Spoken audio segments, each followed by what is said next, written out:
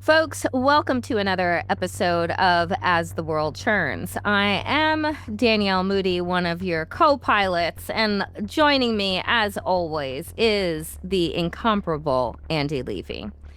Andy, my dear friend, we start out today with, the possibility of us going into World War III with the world's stupidest and most dangerous people, which is amazing. As it seems right now, Republicans are publicly having a divide, or some would say a civil war. I don't know if it's a civil war, but there are definite difference of opinions, particularly inside Trump's cabinet and personalities outside in the MAGA sphere. Tulsi Gabbard, our national security advisor, recently on social media has said that we don't need to get involved with Iran and that the warmongers are on a tear.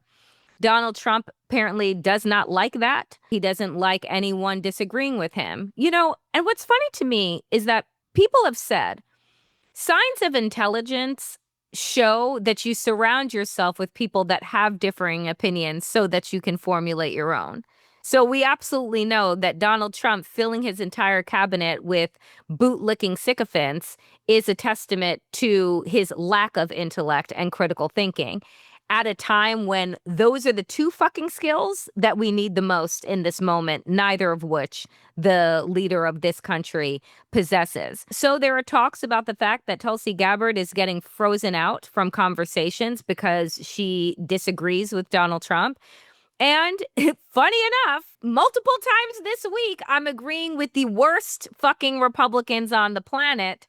First, it was Marjorie Taylor fucking Greene, who also said that we have no business going to war. And I said, Jesus Christ. Then it's Tulsi Gabbard. Then it's also Tucker Carlson. Has hell frozen over? Are we the leftovers? What is happening here when these are the people that I'm like, oh, yes, Trump, listen to them?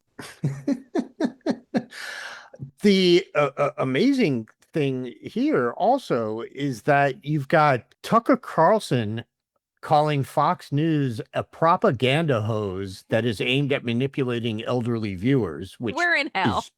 is true, but for Tucker Carlson to be saying that is unbelievable. And you mentioned MTFG, Marjorie Taylor fucking Greene, and she also is out there saying that people are being brainwashed by Fox News and by the New York Post, basically by the Murdoch properties, and she also says she calls them propaganda. This is just unreal. Wow. And if the subject of this weren't the possibility of dropping big ass bombs on another country, this would be hilarious, because you've got all these people. To some extent, I do think this is a MAGA civil war. Okay. It remains to be seen if everyone ultimately will fall in line, because they generally do. But I have seen a lot of people who supported Trump, if not only because, but as one reason, the fact that they believed him to be someone who was going to keep us out of War. foreign wars. Correct. And America first, if you will. Exactly. Now, we can sit here and discuss to what degree those people are idiots for believing that Donald Trump is a man of peace. They are not coincidentally the same people who seem to think that Donald Trump believes in free speech. So and sadly, a lot of them are like former friends of mine who I now am just in shock as to how gullible they have been over all of this. But the point is, I've seen a lot of them really turn on Trump for this, because they are absolutely shocked that he would consider going to war with Iran, that he would consider, in effect, going to war with another country at the behest of another country, not a country that is threatening to invade us, but a third country, Israel, has a problem with. These people seem to be shocked that Trump would countenance getting us involved in a war that sort of doesn't involve us. And of course, Trump is out there talking about we're back to Iran is building a nuke again. And of course, this is the same guy that broke off talks with Iran over building nukes years ago. So the bottom line is I do believe this is a bit of a civil war and it's getting a little ugly. But the question is, will all these people going to war with Trump scamper back to him like they usually do? I mean, they're going to scamper back to him, but at the end of the day, to your earlier point, like we're talking about, I believe, and I could be off. We're talking about over 90 million people in Iran, It's a right? huge Like country. we're not Yeah. talking about like a place with no people, right? Yeah. And so this is a conversation about how once again we're using lies to justify mass murder. Because I don't know how many times we've been told about Iran, building nukes and Iran doing X, Y, and Z, only to find out that that is not the case, right? Right. I don't know. And I've said this before. America's foreign policy is built on racism and discrimination, right? Like that's it. Israel has the right to defend itself, but no other country in the Middle East has the right to defend itself. Israel has the right to have nukes, but no other country in the Middle East has the right to have nukes. And why is that? Right? Because we don't want Muslim nations having nuclear weapons. And why is that? Oh, because we've been brainwashed and indoctrinated into believing that all the 2 billion members of the Islam faith are terrorists in waiting, right? And so that has been this delusional sense of who these people are, who this region of the world is flattened by racism and discrimination. And then saying that we have to put on these kind of sanctions, put up this type of front in order to keep these people small. Like that to me is like, it has been the case from regime to regime to regime in these United States, regardless of Republican or Democrat. But here you have Donald Trump, who is the world's stupidest man, who can be swayed in one way or the other based on the nice little things you want to whisper into his ear, who has a desire right now, after millions of people marched against him on his birthday and his military parade looks stupid, that he wants to look big and strong. And because of the desire to look big and strong, and because of the ego stroke that he is so desperately in need of, he's potentially putting us on the brink of the annihilation of humanity. And there are people inside of his party that are like, wait a minute, this isn't just about Iran. They're saying that they're going to retaliate on our American bases, which means that we're going to lose American lives. For who? For why? For what exactly? And no one can actually, including him, articulate the reason why we would be going to war on behalf of Israel. No idea. Well, but that's the thing. The nuclear threat, quote unquote, is the cover for this. I'm not Islamophobic, but I wouldn't be thrilled with a theocratic state like Iran having a nuclear weapon. But the point is, this was Tulsi Gabbard back in March. She said the intelligence community continues to assess that Iran is not building a nuclear weapon, and Supreme Leader Khamenei has not authorized the nuclear weapons program that he suspended in 2003. So for all these Republicans to now be out there talking about Iran's nuclear program, it is clearly a cover. Yes. And it is a cover for, as you said, for doing what they want, which is to bomb Iran. And it is a cover for doing this on the behest of Israel, which we absolutely should not be doing. But in order to make it seem like there's a direct threat to us, we are now pretending that our entire intelligence assessment doesn't exist. This feels familiar for some reason. It feels like it was not that long ago that we got in a war with a country and bombed the shit out of them. It also began with an I. Yeah. and also began with asserting that they had, weapons of mass destruction that I guess we're still looking for, but we haven't found them as of yet. So yeah, this all feels very, very familiar, Danielle.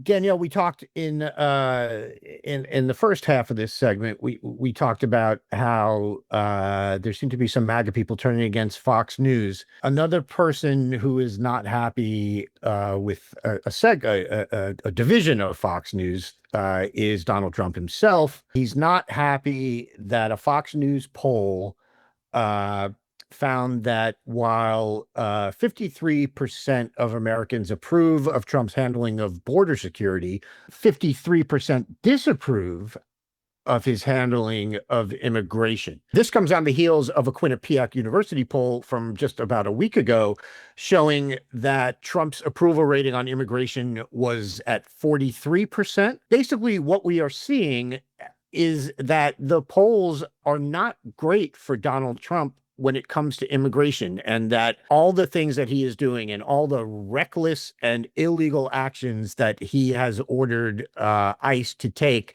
are actually not playing well with a majority of the American people. And this is interesting. One, I constantly say that, like, I take polls with a Sure, grain of salt all the sure. time because, again, it has to do with how you ask the questions, who you're asking the questions to, and what mechanism with which you're asking those questions. But if we're connecting the dots between Fox's latest poll and the Quinnipiac poll that we discussed last week, what we're seeing is exactly what you said, which is that people disapprove in large numbers of what Donald Trump is doing. And his signature issue is immigration and deportation.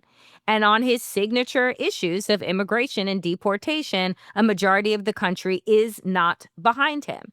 A majority of the country is not aligned with picking people up without due process, kidnapping them on the middle of the street, handcuffing, arresting public officials, and seeing just the kind of crumbling of our institutions, our safety nets, and having military thugs and hooded bandits on the street like ICE is not favorable among Americans. So this pushback that he's having to Fox, because again, Fox is state TV, right? State TV has been there to fan Donald Trump and tell him that he's amazing and everybody loves him and all of these things. But even in their own polling, they can't put out the lies that he wants them to put out to say that everyone is on board. And we just saw with our own eyes at least 6 million Americans around the country in 2,000 different cities and towns across the country marching. And what was the core issue that they're marching on? ICE, get the fuck out of our cities and get the fuck out of our towns. Who brought them there? Donald Trump, right? And it wasn't just folks in the blue cities like New York City and LA and what have you. It was places all over the country, particularly in red states and like small red towns that now have waitresses and workers that have gone missing that were beloved parts of the community. You're seeing these write-ups in the New York Times and in other places. Right? So, oh, we didn't vote for this. The fuck you didn't. You absolutely did vote for this. But I think the fact is that, again, we're about 150 days into Donald Trump's second regime, which is amazing because I myself am 150 years old. So I don't understand how we're just 150 days in. But this is, again, supposed to be your honeymoon phase where you still have, right? You still are kind of riding the high of the election that you won. And what we are seeing once again is that Donald Trump does not have the mandate that this administration came out and said that they had, that the American people gave them. Yeah, a couple of quick points. One, I have to say, for 150, you look fantastic, Danielle. Thank you. Holding it together with duct tape and a prayer, Andy. Whatever your skincare regimen is, it is working. The second thing I'll say is just Fox News polling is sort of independent of the Fox News nightmare, and they are generally a very respected polling organization. So much to the chagrin of a lot of the Fox News personalities, because as you point out, the Fox News polls tend to be fairly reliable as polls go because they're actually run by professionals and not by ideologues. But the third and I think most important thing, well, no, you looking fantastic is the most important thing.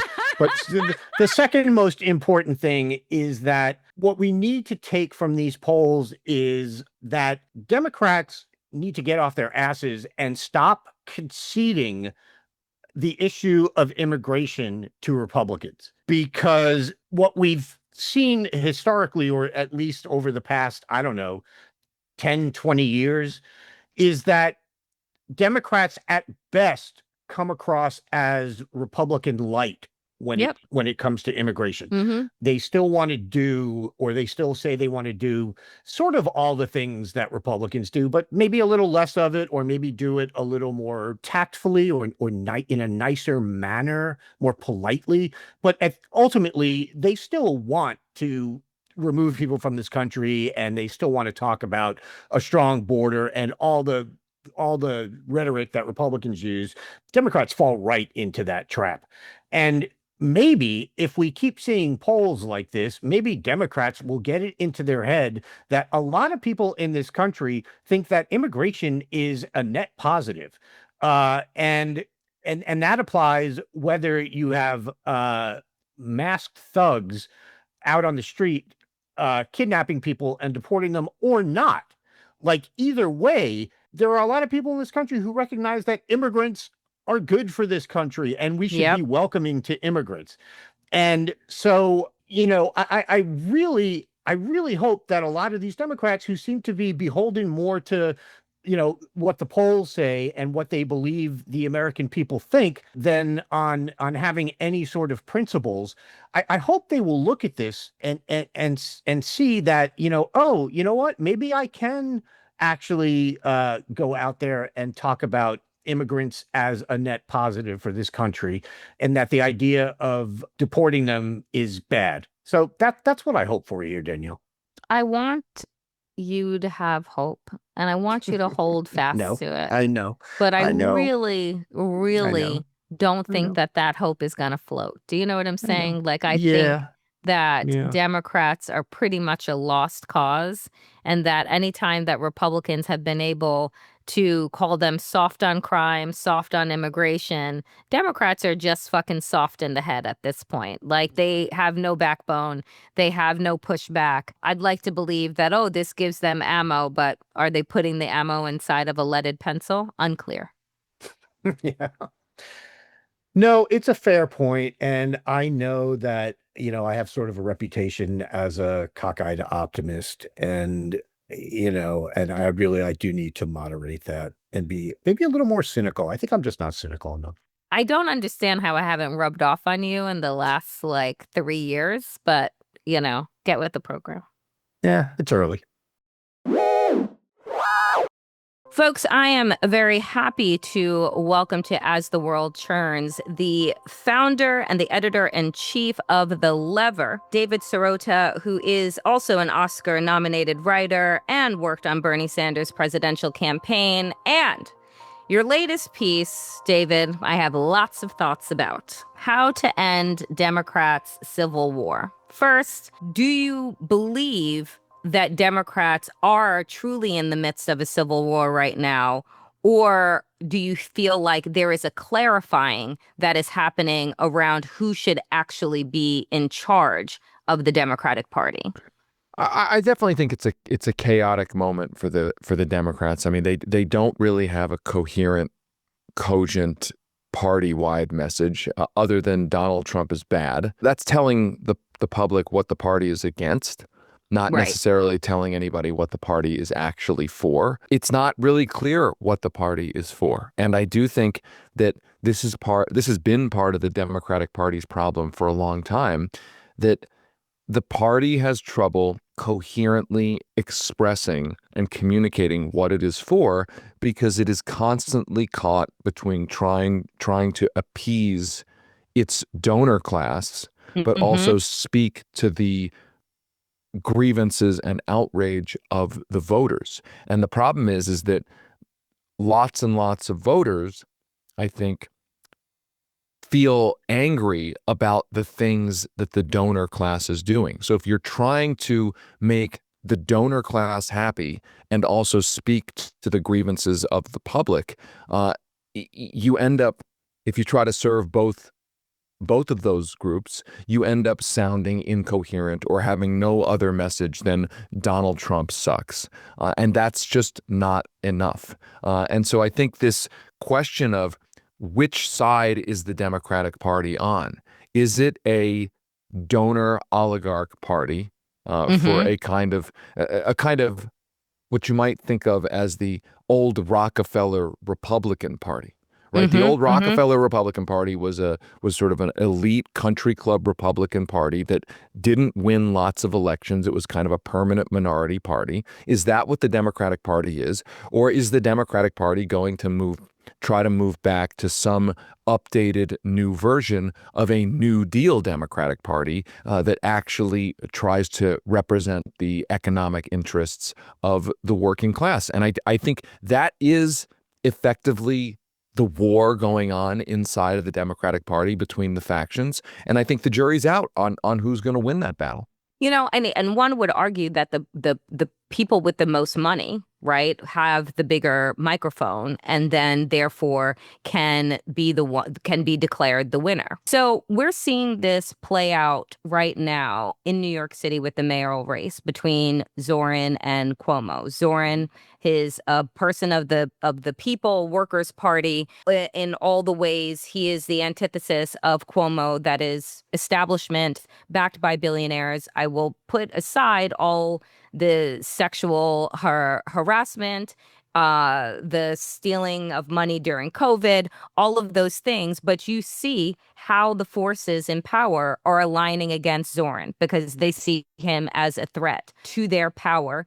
And I wonder, when you're looking at this, when you're looking at that as kind of a microcosm, and we also, in your piece, you look at Kamala Harris and the inability of her campaign to call out and be totally anti-oligarchy, and that being what I think was also a hindrance, that Gaza and and some other missteps that were made in her short amount of time.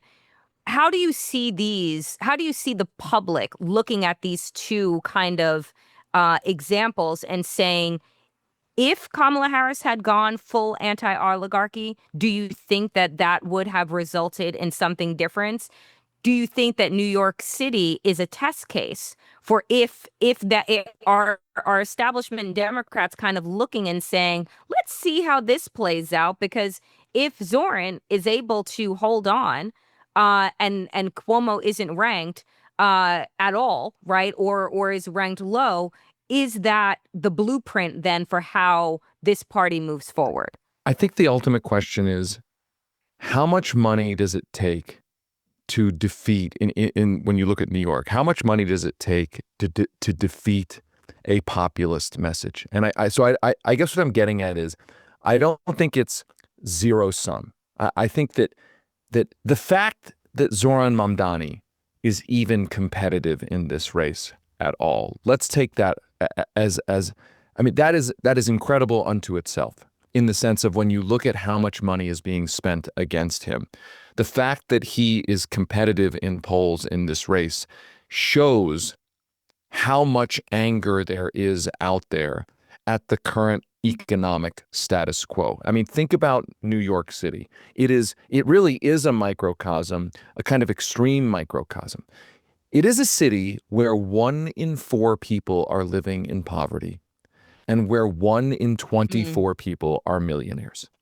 Right? We're talking about unbelievably extreme levels of wealth inequality in a city where, if you're in the 1 in 4, you can barely afford anything. The candidate, Zoran Mamdani, is getting outspent by a super PAC that has, one super PAC alone has raised $24 million. So barely able to compete on the airwaves, right, in terms of buying television ads to communicate a message. And yet the message is so strong that he is able to nonetheless be competitive and make this a competitive race. So the question is the message enough to overcome the resources being thrown against him? And to be clear, the resources are so aligned against him precisely because of the kind of message that he is offering. A message that says we're going to raise taxes on millionaires. The affordability crisis is a problem. Oligarchy is a problem. The billionaire class is a problem, right? So it is kind of a pure test of how much money, from the oligarch's perspective, how much money do we need to spend to overcome an incredibly popular message in a city that has become an economic dystopia, right? And so at the end of the day, if the election is extremely close, oh, we spent $30 million. Okay, so it takes $30 million to eke out a victory in a situation where 1 in 4 people are living in poverty against a candidate who's running a populist message, right? We're going to learn what the threshold is. But I would say we have to step back and say, this is how broken our politics are, right? I mean, really, we did an audio series at The Lever called Master Plan about the legalization of corruption, the legalization of the buying and selling of elections, and what that means for democracy. New York is experiencing that right now. You have a city with 1 in 4 people in poverty where somebody giving voice to that has a chance to win. What ends up aligning, and I'm obviously not blaming him, but ends up aligning the collective power of the oligarchy to stop it. And to be clear, to try to distract the discourse from a discussion about people's economic lives that they're living. I mean, I'm not in New York, but I look at it from afar and I say, I don't understand, as an example. I do understand, but I put it this way. It is shocking that a city where 1 in 4 people are living in poverty and 1 in 24 people are millionaires, and if you're not a millionaire, you can barely afford anything, if at all. And yet much of the discourse in the final week of the campaign is about how each candidate feels about a foreign country on the other side of the world, right? Like this is the democracy crisis, that the discourse isn't about, I can't afford anything to live in my own city, that the oligarchs, that the power of money to drive and influence through the media, through ads, influence what the discussion is, what people think they are voting on, is not necessarily the economic crisis in their daily lives. It's what do the candidates think about the country of Israel on the other side of the world. And my point is, I don't care what side of the Israel-Palestine debate you're on. It is a problem when your municipal election about how to fix your economy, et cetera, isn't mostly about your local community. And I say that it's a particular problem when, this is not even a federal race, right? They're not making foreign policy, right? They're making municipal policy. So this is the bait and switch.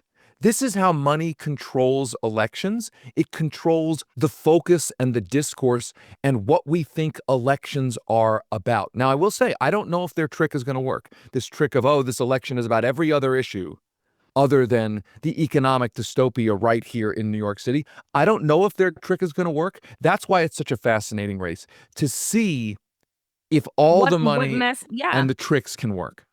Because that is what money affords you the ability to do, is change the narrative. Exactly. And put all of the resources behind whatever narrative that you want to put out. And then people, I actually equate it to, in the movie The Devil Wears Prada, where she's holding up the sweater and says, like, this sweater is cerulean, and like it was decided for you in this room by a group of people that this was going to be the color of the season. Right. And that is how our politics is run at a very basic level. You have a group of donors that get into a room at a very expensive restaurant, have a very expensive dinner, and decide these are the 3 issues that the people are going to care about. And we're going to infiltrate their mind and their, and their day to day. We're going to push it through social media. We're going to push it through the airwaves. We're going to push it through television. And then all of a sudden, I'm sitting around at a table with barely any food on it, medicine I can't afford,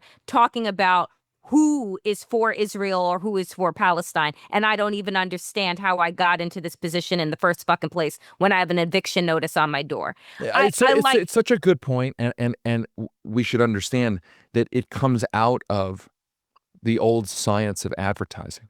I mean, really, if we want to get deep about this, right? Advertisers understand, the most sophisticated corporate advertisers, right, for whatever product they're selling, They're not just selling the product. They're selling and creating the demand for the product. They're not just saying, you know, you need this thing.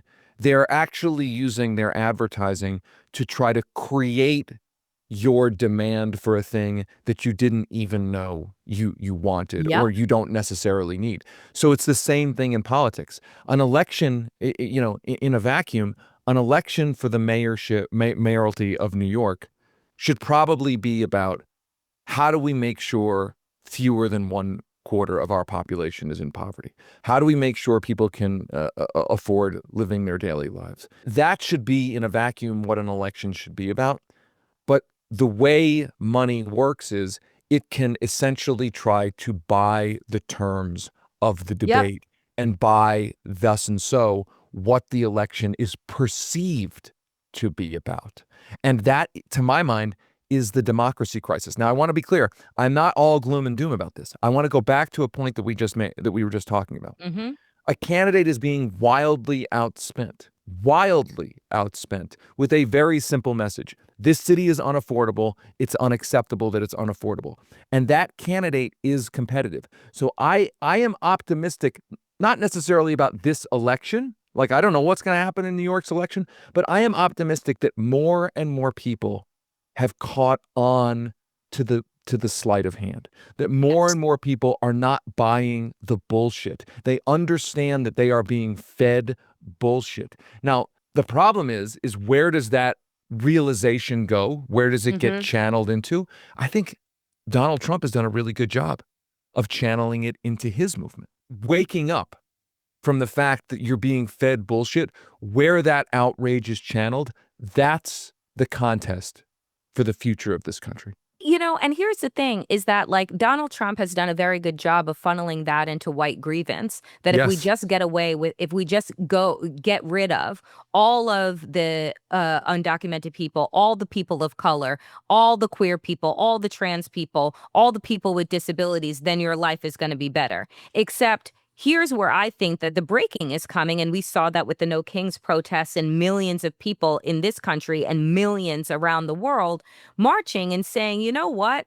What I realize is that you've passed all these policies to stop trans people from playing sports and using the bathroom. And guess what? I still can't fucking afford my medication. And guess what? My mortgage rate is still really high, right? And so you've gotten rid of all these undocumented people and you're sending them to these foreign gulags to die for no other reason than trying to make a better life for themselves. And guess what? My food prices have gone up. And guess what? Like things have become increasingly more unaffordable, right? So what I think initially, right, because I believe that racism and misogyny will always trump things in this inside of America. But what those that voted for white grievance recognize is that nothing in their lives have actually changed over the last 5 months. And to be fair, I should say change for the better because they have changed. They've been changing for the worse. And all of the projections show we haven't hit bottom yet. Right? Because the tariffs actually haven't really taken hold. And now we're on the verge of World War III. And so when I think about what you're offering in your piece, which I think is important, is can Democrats come to this middle ground? Can we get from this abundance propaganda is what I'm going to call it, because I really just believe that it is Reaganomics in a different fucking outfit in a different in a different century.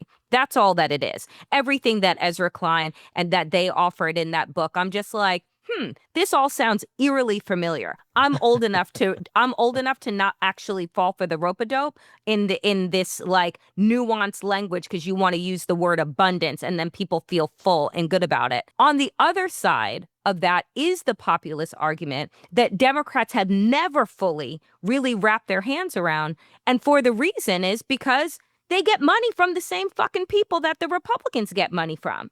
Exactly. Right?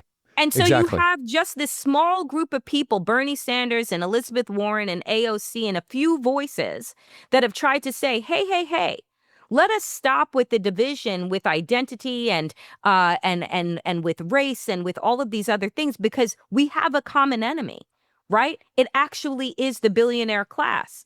But I think now, David, what is really interesting is that I think for the first time, I don't know. Is the wool coming off of people's eyes? Do they really believe that, wait a minute, it isn't the undocumented person down the street that's been picking the vegetables that I'm able to afford and put on my table? It isn't the trans person that, oh, by the way, most Americans don't even know a trans person. So it isn't this boogeyman that is stopping me from actualizing my version of the American dream. Do you think that that wool coming over the eyes then releases us from the idea that we have to compromise? That, like, could the people and their desire to actually live full and truly abundant lives weigh out what the oligarchs actually want and are pushing? Well, I think yes, there is going to be, and there is right now, a realization that Donald Trump is a circus that is not solving people's problems in their daily lives, right? Like Donald Trump is offering up the old bread and circuses. I would argue that the abundance folks are offering up a different version of it, that they're saying the government is the problem. The government is the barrier. The government, unions, the left, quote unquote, is the barrier to Americans' prosperity. Our oligarchs behind us are not the problem. Right. Donald Trump says immigrants, gay people, liberals, academics, et cetera, they're the problems, not the oligarchs behind Donald Trump. The commonality is that the oligarchs are the ones being defended. And that is not an accident. The reason I think that has not, the realization that this is all a bait and switch has not redounded to the political benefit of the Democrats yet, is because I also think that even if you realize this is all bullshit, all of this political noise is bullshit to defend the oligarchs behind the curtain, if there's no alternative, if there's no real alternative to Yep. that, Yep. then you're not necessarily going to support the fake alternative, which is a Democratic Party that doesn't really yet stand for much of anything. What's gone on, frankly, the last 20, 30 years is I kind of see it as lots of people say, okay, listen, both parties are offering me nothing on the economy. They're not offering to really make my life any better. I can't see exactly how they're going to make my life better. So all politics really must be then is just a culture war circus. It's just a circus about identity and culture and et cetera, et cetera.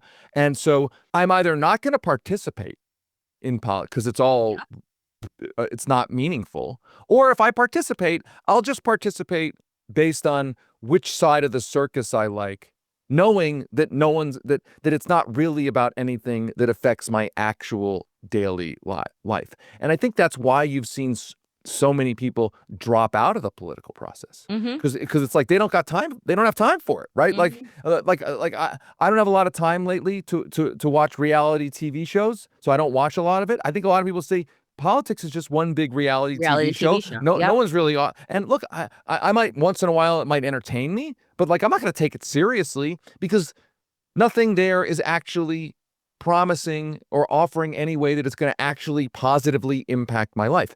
But I think that's the opportunity, right? I do think there's a yearning out there for a politics that is meaningful. And I think that's because things have gotten so bad. I think, again, I'll go back to the New York race, right? And I would broaden it out to Bernie Sanders, too. I mean, I worked for Bernie Sanders, right? The fact that Bernie Sanders was able to be a competitive candidate, he didn't win, but able to be a competitive candidate.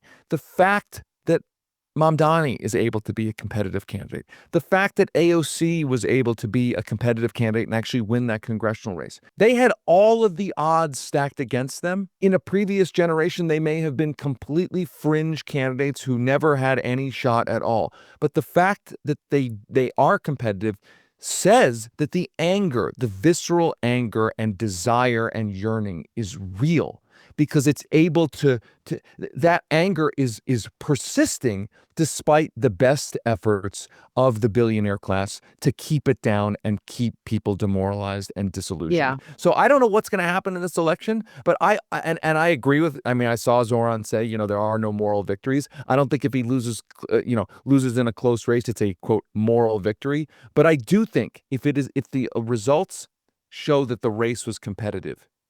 If I was an oligarch, if I was a billionaire, I'd be sitting back saying, I guess I'm glad we won this race, but the tide seems to be turning. That anger is not going away. Like there's only so much we can do to keep it at bay, right? And so, 100%. I look at this. I try to take like the longer view of history, right? The longer view of history, and maybe that makes me sort of a crazy optimist, but that's how I look at it. We will leave it there today, but I appreciate the optimism because I do believe that given everything that feels very dark and is very bad, that there is a great awakening that is taking place Yes. and taking shape inside of this country. And sometimes things have to get incredibly bad in order for people to recognize, wait a minute, how did we get here? Right. I wasn't present. I wasn't showing up. And also, I've been fed a bunch of fucking lies. Yes. Right. And I'm Yes. exhausted by it. And I'm exhausted by both parties doing it. And that's how power goes back into the hands of the people. I mean, it's not I would add one last thing. It is not a coincidence that the New Deal came out of the Great Depression. I just think that's a very, Yep. and I don't think either of us are wishing that things get No. worse in order to get better. But I do think, I mean, the old cliche, it's always darkest before the dawn. Yep. Right? Like the New Deal comes out of the Great Depression because the public realized that the bullshit that the corporate class of the 1920s was feeding the public was bullshit. And out of that came the policies that truly made this country great. Right? I mean, they weren't perfect, right? They the civil rights movement hadn't happened yet, and that took another 30, 40 years to really come to fruition in the 1960s. But the point is that the policies that built the middle class of this country, when this country was not the sort of economic 1% versus 99% dystopia, it came out of something horrible. And so I look at that and I say, you know what? It's bad now, but good things can come out of the bad. David Sirota, we will leave it there today. Folks, the piece is How to End Democrats' Civil War, and it is up right now at The Lever. I appreciate you and hope to have you back on soon. Thank you. Thanks so much. On Wednesday, the Supreme Court upheld the state of Tennessee's ban on trans minors' gender-affirming medical care in a 6-3 decision written by Chief Justice John Roberts. Here to walk us through what this means is Joshua Block, a senior counsel with the National ACLU's LGBTQ and HIV projects, and someone who is no stranger to arguing before SCOTUS. Josh, thanks so much for joining us. Thanks for having me. Happy to be here. So before we get into the court's decision, can you briefly explain what was before the court in this case, U.S. v. Scarametti? Sure. What was before the court was the constitutionality of a law in Tennessee that's similar to laws that, swept the country in the past couple of years. Before 2001, no state had a law prohibiting gender-affirming medical care for minors. Arkansas was the first one. Everyone was horrified by it. The Republican governor vetoed it. But in the course of just 2 to 3 years, basically cookie-cutter bills, were passed by GOP-controlled legislature after GOP-controlled legislature, often with supermajorities that could overcome gubernatorial vetoes. These laws banned medical providers from providing care that would be inconsistent with a minor's biological sex, is the term used, or sex designated at birth, but the specific phrase was inconsistent with their sex. And these laws were, on their face, designed to prevent people under 18 from getting a gender-affirming medical care, even though all the professional medical organizations in the United States have, long supported this care as being medically necessary. And even in countries that have sort of tightened protocols for the care, no country has ever banned it the way that these laws were doing. I mean, at least none of the European countries that had recently restricted care. This is a complete and categorical ban. These laws are really devastating for the families of trans kids in Tennessee and in elsewhere. I mean, these are kids who have received these medications to allow them to live as who they are. Lots of kids, from an early age have, the trans boys who have always lived as boys from like a very early age, trans girls who have always lived as girls. These laws would forcibly detransition them. And it's no surprise that, families have done everything they could to challenge these laws, to get care out of state or to relocate their families if they need to. We've had basically refugees. It's unbelievable. Okay, so this case winds its way or wends its way up through the court system, ends up at the Supreme Court, and a 6-3 majority, that's Chief Justice Roberts, joined by Thomas Alito, Gorsuch, Kavanaugh, and Barrett, says that a state can, in fact, ban this medical care. And tell me if I have the reasoning correct, because in Tennessee's case, the law doesn't single out trans people in the sense that it prevents doctors from prescribing these so-called puberty blockers to all minors, trans or cis, to treat gender dysphoria. Is that right? So that even though the law was clearly written with trans people in mind and will affect trans people overwhelmingly, the people who crafted this law were very careful maybe to make it apply to all minors for like just this reason? I know. I don't think they were very careful. The thing is, these medications are given to cisgender minors to treat all sorts of medical conditions. They just can't be given to trans minors for the purpose of treating gender dysphoria. So if you're a cis woman who has a medical condition that causes excess hair growth, like facial hair growth, you can get the same hormones to stop that excess hair growth. But if you're a trans woman who has hair growth as a result of their sex designated at birth, you can't get the same medication. Same thing with puberty delaying medication. So the idea that this applies equally to trans people and cis people is like saying a ban on same-sex marriage applies equally to straight people and gay people, that no one, whether they're gay or straight, can marry someone of the same sex. And that is actually an argument that was made to oppose the legality of marriage for same-sex couples. And of course, everyone, including the Supreme Court, recognized that was bullshit, right? And so, but they're accepting precisely the same argument here when used against trans kids. The idea that everyone is prohibited from gender transition is ridiculous because the only people that need gender transition care are trans folks. Yeah, well, that's what I'm getting at, is that Robert's logic here seems to, and the logic of the majority is basically saying that this law on its face does not discriminate against trans people. Am I correct? And that's what they are saying? That is what they are saying. And I think that the fact that it seems like a confusing way to paraphrase is because it's such a tortured reasoning. But, and again, the same thing now is used not just against marriage for same-sex couples, but also marriage between interracial couples. They said everyone, no matter their race, is prohibited from marrying someone of a different race. And what's really critical here, though, is that Justice Sotomayor takes them to task on this and says that this is exactly the same, bullshit reasoning that have been rejected in all these other contexts. And the court in Roberts, what's really critical is he actually agrees with her that in all those other contexts, this type of reasoning wouldn't work.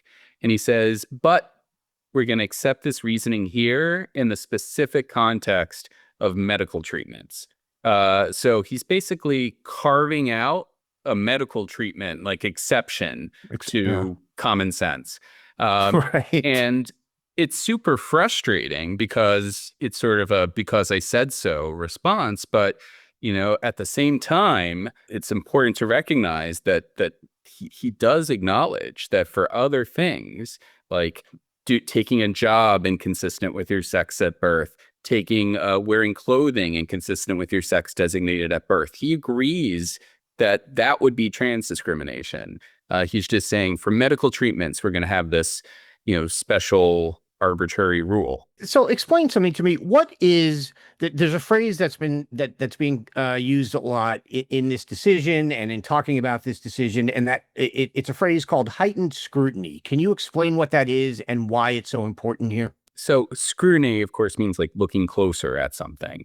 And so most laws, like economic regulations, just get a very deferential review by the court. It's called rational basis review. And the law is presumed constitutional. And the court doesn't actually look at the underlying evidence supporting the law. The court just says, oh, could someone rationally think that this law makes sense, even without looking at the evidence to see what the facts actually show. All that matters is, could someone rationally sort of guess that this might make sense? And that's rational basis review. There are some laws, though, that get heightened scrutiny. The court looks closer at them. And for those laws, the court presumes they're unconstitutional, and the government has to come forward with actual evidence supporting it. So they can't just say, we think this, they have to prove it. And so this sort of heightened scrutiny for laws began with laws discriminating on the basis of race. So if you're going to discriminate on the basis of race, it's presumed unconstitutional. They have to prove why it's absolutely necessary to do that. But that a heightened scrutiny also applies to laws discriminating on the basis of sex. So if you're going to have some generalization about, men and women being different or having different desires or skills, they need to actually prove it. They can't just base it on assumptions or, old, habits of thinking. And so in this case, what's really important is every single court that has actually looked at the evidence under heightened scrutiny that said, okay, let's have some expert testimony. Let's look at what are they saying about this care, and is that actually true? Every single court to apply heightened scrutiny has said that these laws are unconstitutional. The only courts that have said this law is constitutional are ones that are doing so by applying rational basis review and not looking at the evidence. So if the evidence for banning this care was so strong, then they should be able to survive heightened scrutiny, but they can't. They can't pass the heightened scrutiny test. And so the Supreme Court and then some other courts that have upheld laws like this are saying, we're not going to apply heightened scrutiny that usually applies to laws that discriminate on the basis of sex. Instead, we're going to apply rational basis review, and you don't have to prove anything. You can just, as long as we think that this is sort of rational speculation, and we're going to accept it. And that's a really, dangerous stance to have when it comes to, laws that discriminate on these grounds, because, one of the whole reasons why discrimination occurs is sometimes people pass laws not fully understanding, what it means to be trans. And you need to take a hard look to see if assumptions are really correct. And in fact, the plaintiffs in this case did say that this should be granted heightened scrutiny, right? But Roberts just basically said no. Yeah. He said we're going to have an exception when it comes to medical conditions, because sometimes you do need to take someone's sex into account, for a medical condition. I think there's some medical conditions that you're maybe at greater risk for if you're have one sex assigned at birth versus another sex assigned at birth. No one is saying that you can never take someone's sex assigned at birth into account when it comes to medical treatment. All we're saying is that you need to have a good reason for doing it. And that should pass heightened scrutiny. And so, what our argument and what Justice Sotomayor argues forcefully in the dissent is that you got to apply the same standard that you apply to every other type of sex classification. And in fact, this is the first time in 50 years that the court has had a law that expressly, discriminates on the basis of sex, expressly says you can have this treatment if your sex assigned at birth is male but not female. It's the first time in 50 years that the court has not applied this heightened scrutiny to one of those laws. And that's a really bad sign when it comes to, how the court is going to respond to other types of discrimination. And right now, it's just an exception for medical care, which is bad enough. And we're going to, work our hardest to make sure that exception stays narrow. But if you take it more broadly, that undermines sort of the foundation of equal rights on the basis of sex that the court has protected for 50 years. Something I read, and I want to make sure that I have this right, is that in Roberts' decision, the court, basically the court, did not rule on whether or not discrimination against trans people should receive heightened scrutiny, right? Like as an overall class.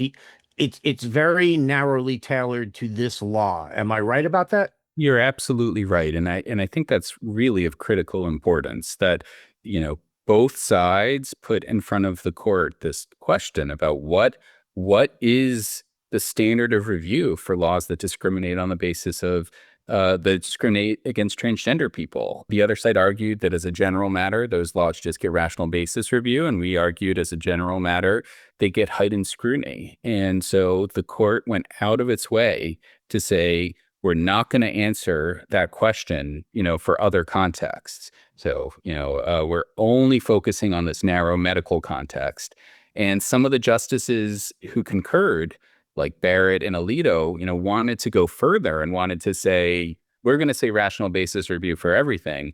And Right. it's really significant that the majority didn't go there. So for all sorts of other discriminatory laws out there, the standard of scrutiny is still an open question at the Supreme Court. And lower courts, there are 4 different courts of appeals that apply heightened scrutiny to discrimination against trans folks.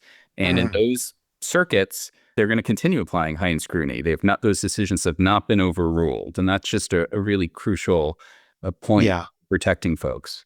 You mentioned Amy Coney Barrett, and I have seen people saying that her concurring opinion is potentially scarier than the opinion that Chief Justice wrote for the majority. Is that why? Possibly. Look, there's 2 routes to heightened scrutiny. And this is like, if you thought heightened scrutiny was sort of a technical thing, like I'm about to, the listeners can sort of, skip ahead, 3 seconds or something like that. One way is to say that trans people are sort of a discrete and insular minority that's a victim of discrimination and need extra protection. The other route is to say that what the Supreme Court has said when it comes to protection against firing people, that when you discriminate against someone for being trans, you're necessarily treating them differently than someone with a different sex designated at birth. So it's actually a form of sex discrimination. You're saying if your sex designated at birth was male, then you can't wear dresses. If your sex designated at birth was female, then you can.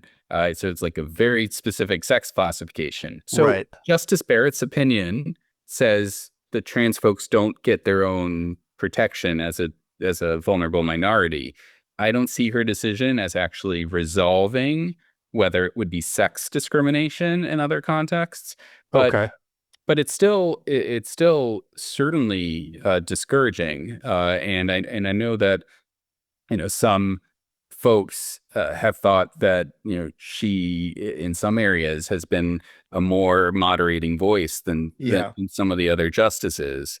But I don't think this is one of those areas.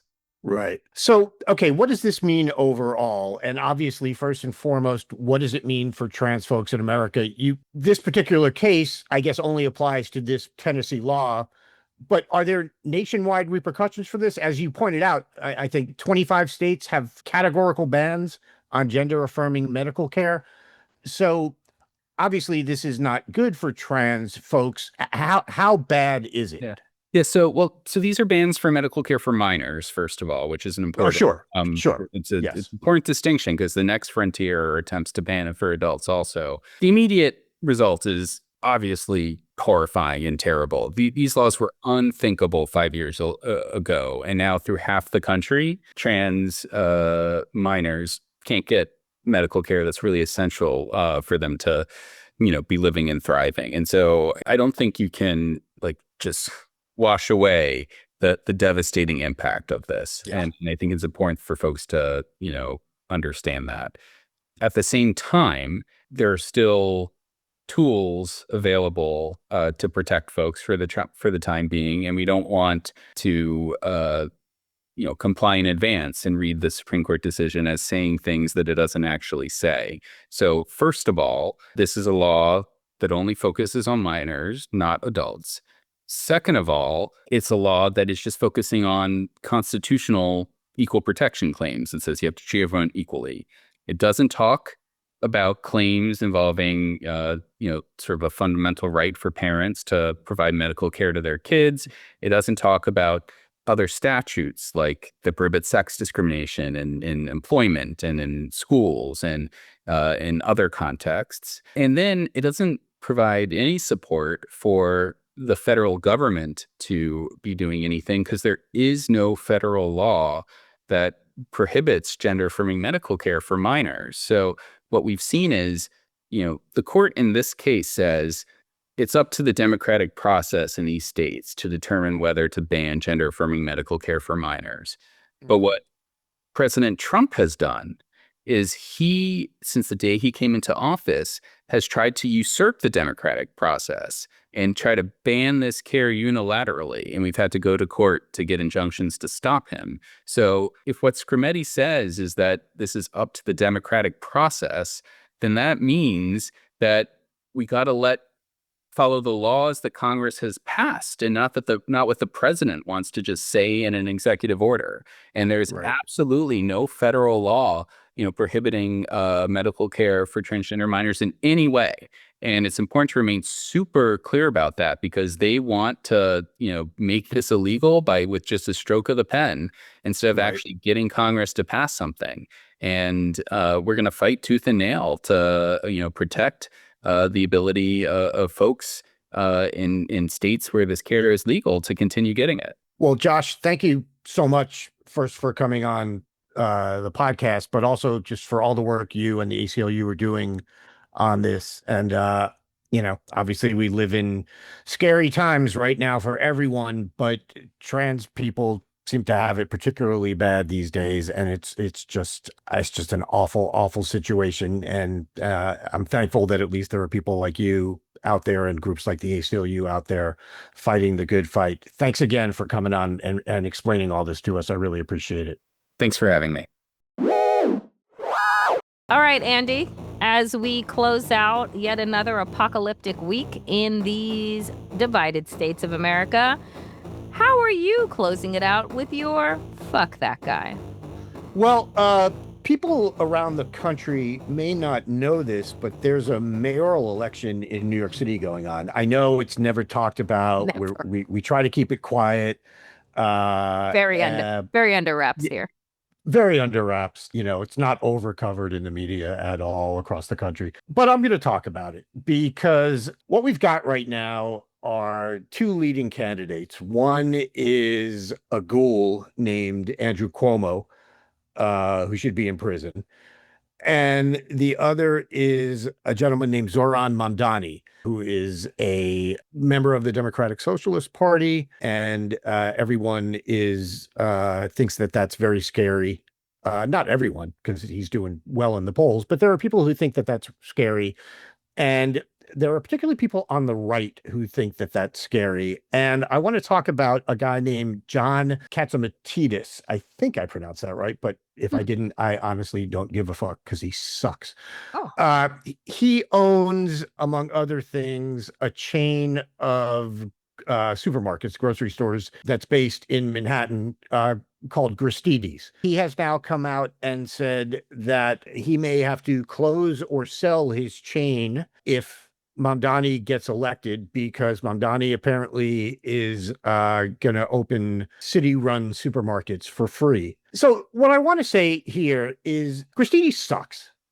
Yeah. Gristedes is Gross. Possibly the worst supermarket chain in New York City, and it has competition for that. But it's awful. I, for 7 years, lived directly across the street from a Gristedes, and I routinely walked 6 blocks to I think it was a food emporium, because the Gristedes was so bad. It was dirty. It had horrible stock. And people in New York will tell you this.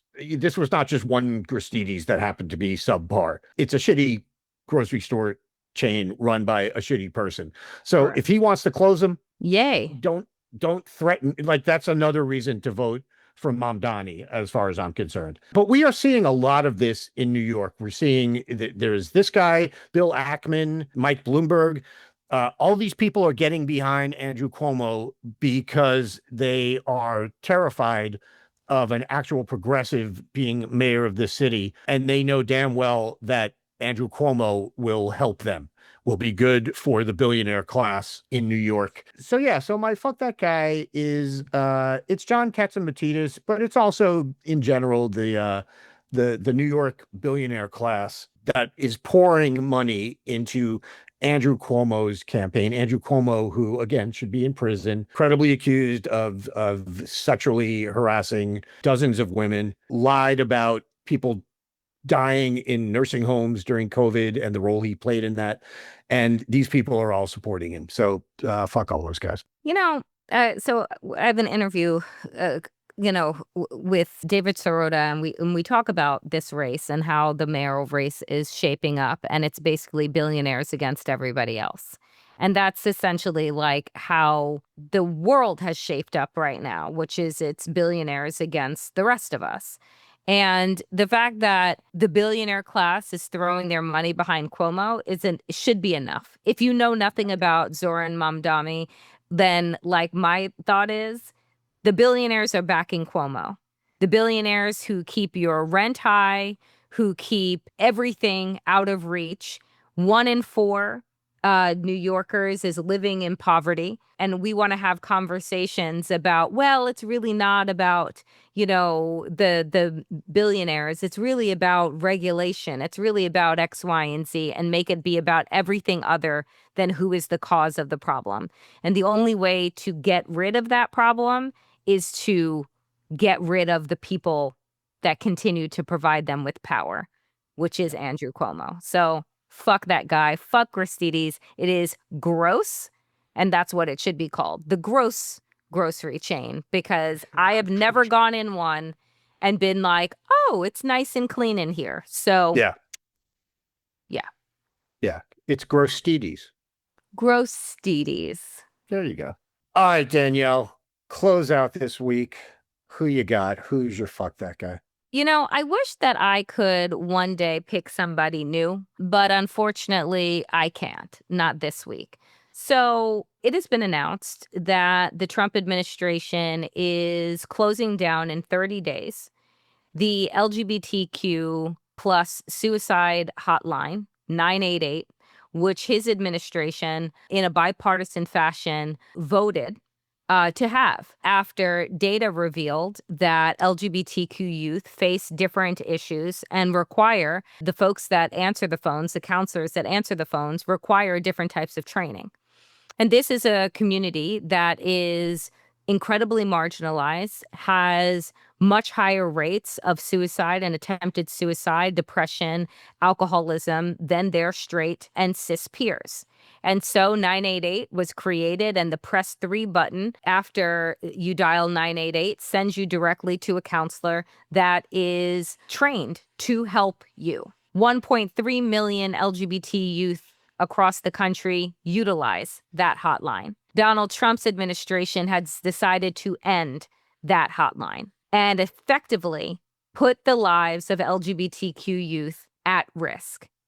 On top of which, in this same week that is happening, the Supreme Court has decided to uphold the lower court's decision in Tennessee to ban gender-affirming care for trans youth, which again, doctors have said that treatment for gender dysmorphia, which includes hormone blockers, which includes surgery, is life-saving treatment. And so what this administration has absolutely said clear is that we don't care, queer kids, if you live or if you die. And we're going to ensure that any time is spent will be filled with trauma and tragedy. And so for that reason, this administration, Donald Trump, they're fucking homophobic, transphobic pieces of shit that call themselves pro-life, but are anything but, that say that they're for the children, but are anything fucking but. Fuck those guys. Each and every single fucking one of them.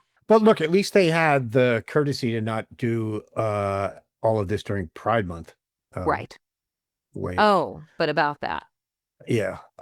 Yeah. And the one thing I mean, all of this just fucking sucks. HHS, Health and Human Services, put out a statement on this. And what they said was, as reported by Mother Jones, the statement said that the hotline will now focus on serving all help seekers and no longer silo LGB plus youth services. LGB plus. Mhm. So they've dropped the T. Correct. They just simply want to erase trans people from the planet. Mhm.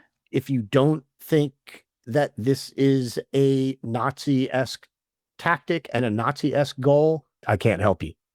Yeah, fuck those guys.